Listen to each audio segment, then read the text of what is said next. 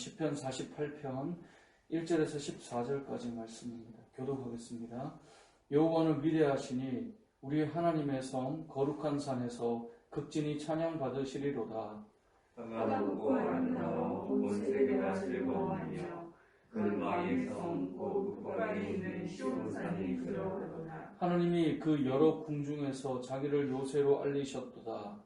왕들이 모여서 함께 지나갔으며 그들이 보고 놀라고 두려워 빨리 지나갔도다. 거기서 떨림이 그들을 사로잡으니 고통이 해산하는 내에 고통받도다. 주께서 동풍으로 다시스의 배를 깨뜨리시도다. 우리가 되는 대로 만군의 여호와의 성 우리 하나님의 성에서 보았나니 하나님이 이를 영원히 견고하게 하시리로다. 하나님이여 우리가 주의 전 가운데에서 주의 인자하심을 생각하였나이다. 하나님이여 주의 이름과 같이 상수도 바깥에 지켰으며 주의 오른손에는 정의가 충만하였나이다. 주의 심판으로 말미암아 시온산은 기뻐하고 유다의 딸들은 즐거워할지어다. 너희는 시온을 돌면서 그곳을 둘러보고 그 왕들을 세워보라. 그의 성벽을 자세히 보고 그의 궁전을 살펴서 후대에 전하라. 이 하나님은 영원히 우리 하나님이시니 그가 우리를 죽을 때까지 인도하시리로다. 아멘. 우리가 전통적으로 시편 46편에서 이 48편까지 이 세 편은 히스기야 왕이 아수르에 이제 반기를 든 후에 아수르 군대가 쳐들어와서 이 이스라엘을 예루살렘을 둘러싸고 전쟁이 일어나는 가운데 하나님께서 이 히스기야를 도와주셔서 기적적으로 승리한 그 전쟁의 사건을 배경으로 하고 있다라고 해석해 왔습니다. 그러니까 46장, 47장, 48장이 이런 배경을 가지고 있다라고 해석하는데 뭐 꼭 그 배경이 아니다라고 주장하는 여러 성경학자들도 있긴 하지만 그게 아니다라고 하는 사람도 이 세 편의 시를 한 묶음의 주제로 설명을 하곤 합니다. 그래서 46편은 우리가 이미 보았지만 하나님은 우리의 이 환난 중에 만날 큰 도움이 되신다라고 고백을 했죠. 그리고 47장도 하나님은 온 땅에 큰 왕이 되시고 모든 나라 그것을 알게 될 것이다 라고 하는 것을 보여주는 거예요. 그러니까 전쟁 가운데에 하나님이 큰 환난을 만난 이스라엘에 도움이 되시고 또 온 백성이 또 열방이 하나님이 어떤 분인가를 알게 된다 이거예요.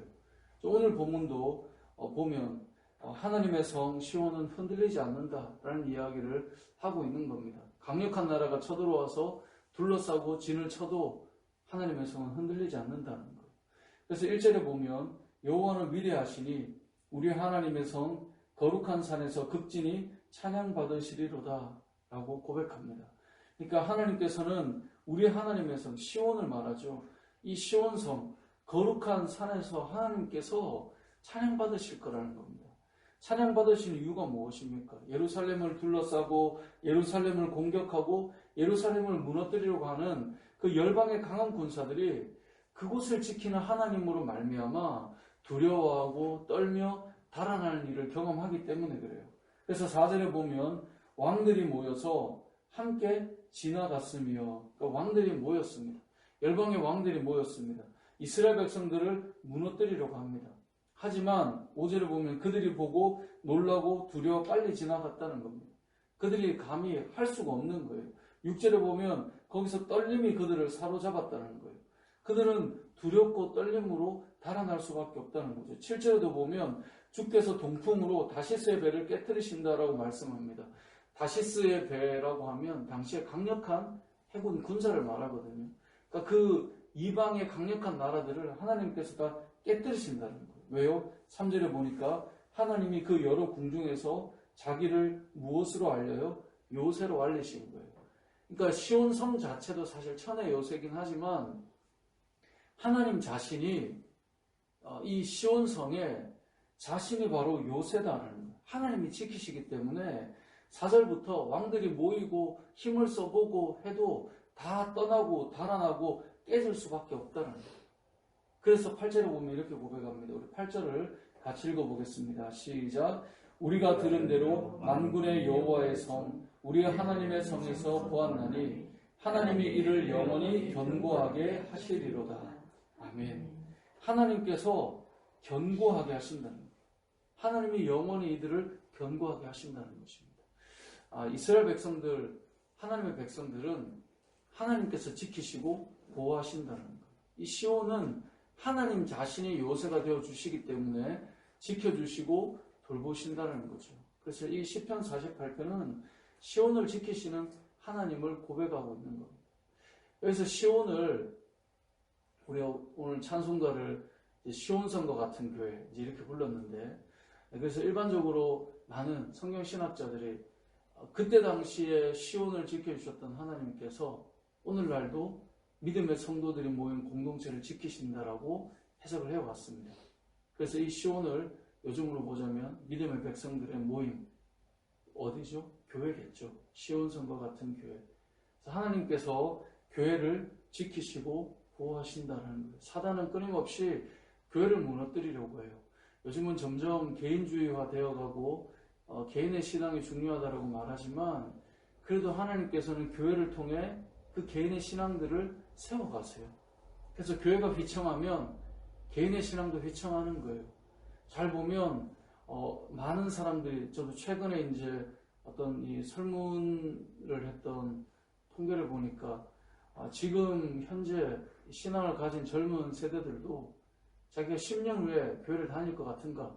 라고 질문할 때 정말 많은 대다수의 청년들이 신앙을 가지고 있을 것 같지 않다라고 이야기를 해요. 그 이유가 무엇인가를 보면 원인에 가장 손꼽히는 것이 교회 그 자체에 대한 부정적인 생각이 점점 커지는 거예요. 그렇게 해서 점점 약해져 가요. 결국 뭡니까? 개인의 신앙이 약해져 가는 것, 교회가 영향을 준다는 거죠. 그리고 교회를 흔든다는 거죠. 사단은 끊임없이 교회를 흔들어요. 오늘 말씀을 통해 우리가 알 수 있는 것은 그럼에도 불구하고 하나님께서는 교회를 지키신다라는 것이고, 또 한 가지는 그렇기 때문에 믿음의 성도들은 교회를 잘 세워나가는 소망을 가지고 있는 사람들인 것입니다. 우리가 이제 줌으로 성경 공부를 계속하고 있지만, 이제 이번 주제가 수요일에도 이 교회라고 하는 주제로 다루었지만, 함께 말씀을 이렇게 나누는 그 지체들 다 어떤 마음이 있겠습니까? 교회가 하나님 앞에서 잘 세워져 가기를 원하는 마음. 왜요? 교회가 사실 우리를 세우고 우리를 살리는 공동체가 되기 때문에 그렇습니다. 이건 우리의 노력으로 다 되느냐? 그게 아니고 오늘 말씀을 보니까 하나님께서 지키시는 거예요. 하나님께서 교회를 지키시고 돌보신다 라고 하는 사실을 우리는 기억해야 되고요. 이것을 좀 더 개인으로 집중시켜보면 하나님께서는 믿음의 사람들을 지켜가신다 라고 하는 것이 오늘 본문의 내용입니다. 그러면서 우리가 하나님께서 얼마나 우리를 잘 지켜주시는지를 살펴보라고 말씀하거든요. 그게 12절 13절이에요. 우리 12절 13절을 같이 한번 읽어보겠습니다. 시작. 너희는 시온을 돌면서 그곳을 둘러보고 그 왕들을 세어보라. 그의 성벽을 자세히 보고 그의 궁전을 살펴서 후대에 전하라. 아멘. 시온을 지키시는 하나님을 한번 보자는 거예요. 너희는 시온을 돌면서 그곳을 둘러보고 그 망대들을 세워봐라. 그의 성벽을 자세히 보고 그의 궁전을 살펴서 후대에 전하라 라고 말하는 겁니다. 하나님께서 얼마나 우리를 잘 지켜주셨는지 그 성벽을 자세히 보라는 거예요. 시온을 돌면서 그곳을 둘러보라는 거예요. 그 망대들을 한번 세워보라는 거예요. 하나님께서 얼마나 안전하게 지켜주셨는가를 한번 잘 살펴보라는 거예요. 그리고 후대에 그 하나님의 지켜주셨음을 고백하고 전하고 알려주라. 이제 그것이 오늘 본문의 중요한 두 번째 메시지입니다. 그러니까 하나님께서 시온을 지키신다라고 하는 것과 그 지키신 하나님께서 그 시온을 어떻게 지키셨는지, 얼마나 잘 지켜주셨는지 한번 자세히 둘러보라. 이걸 말하는 거거든요. 우리의 삶도 잘 돌아볼 필요가 있습니다. 저와 여러분의 인생을 하나님께서 얼마나 치밀하게 잘 돌봐 주셨는가를 우리가 한번 돌아봐야 되는 거예요. 여기에서 시온을 돌면서 그곳을 둘러보고 망대들을 세어보고 성벽을 자세히 보는 것처럼 우리의 인생의 여정을 보면 죄도 많고 허물도 많고 부족함도 많고 하나님만 보겠습니다 해놓고도 또 눈이 다른 데로 돌아가기도 하고 거기는 가지 말아야 되는데 가 있기도 하고 그런 연약함 가운데에서 그것 때문에 우리가 때로는 어려움을 당하고 환난을 당하고 나의 죄로 인해 고통을 겪기도 하지만 돌아보면 하나님을 바라보면 그런데도 나를 이렇게 지켜주셨구나. 우리는 경험하지 않을 수가 없는 거죠. 우리의 인생의 여정을 쭉 돌아보면 하나님께서 이렇게 인도하셨구나 라고 고백할 수밖에 없는 거죠. 그래서 성경은 말씀하고 있는 거예요. 너희는 시온을 돌면서 그것을 둘러보고 그 망대들을 세워봐라. 그의 성벽을 자세히 보고 그의 궁전을 살펴봐라.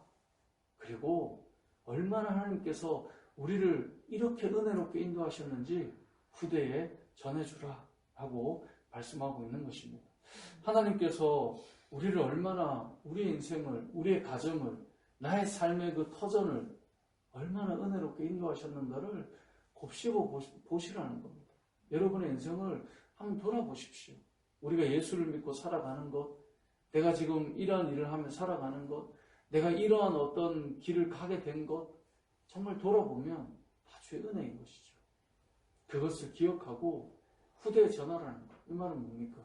우리의 대를 이어서 하나님 이렇게 하셨어라고 고백하라는 것입니다. 그리고 마지막으로 어떻게 결론을 냈습니까? 14절을 읽어보겠습니다. 시작. 이 하나님은 영원히 우리 하나님이시니 그가 우리를 죽을 때까지 인도하시리로다. 아멘. 시온을 지키시는 하나님께서 영원히 우리 하나님 되어주시는 거예요. 한 번이 아니고요. 잠깐이 아니고요. 내가 은혜 받아서 충만할 때가 아니고요. 그렇지 못할 때도, 잘못할 때도, 부족할 때도 영원히 우리 하나님이세요. 그리고 그가 우리를 언제까지 지키세요? 죽을 때까지 인도하시는 거예요. 우리가 살아있는 동안 하나님께서 우리를 끝까지 인도해 가신다는 겁니다. 그래서 이 14절 말씀은 곱씹을수록 은혜가 되는 말씀입니다. 이 하나님은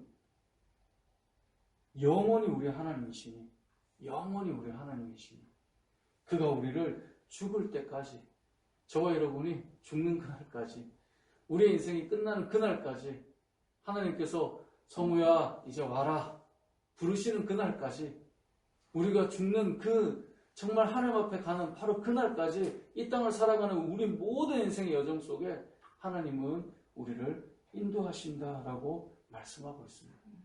여기에 우리의 공로나 우리의 선택이나 우리의 어떤 모습이 추가되어 있지 않습니다. 너가 이렇기 때문에, 너가 이랬으니까 내가 영원히, 이게 아닙니다. 그냥 하나님이시기 때문에, 영원히 우리 하나님이시기 때문에 그가 우리를 죽을 때까지 인도해 가신다라고 말씀하고 있습니다. 사랑하는 성도 여러분, 하나님은 우리를 지키십니다. 평생을 지키십니다. 죽을 때까지 지키십니다. 하나님은 우리가 지금 하나님 백성이 된 이후부터는 영원히 우리의 하나님이십니다. 그렇기 때문에 우리는 어떤 매 순간마다 두려워하는 자들이 아니라 정말 우리를 둘러싸고 있는 그런 사단의 권세와 악한 것들로부터 두려워하는 자들이 아니라 지금도 지키고 있는 하나님으로 말미암아 담대하게 오늘 하루도 또 우리 인생의 마지막 그날까지 담대하게 살아가는 저와 여러분 되시길 주님의 이름으로 축복합니다. 아멘.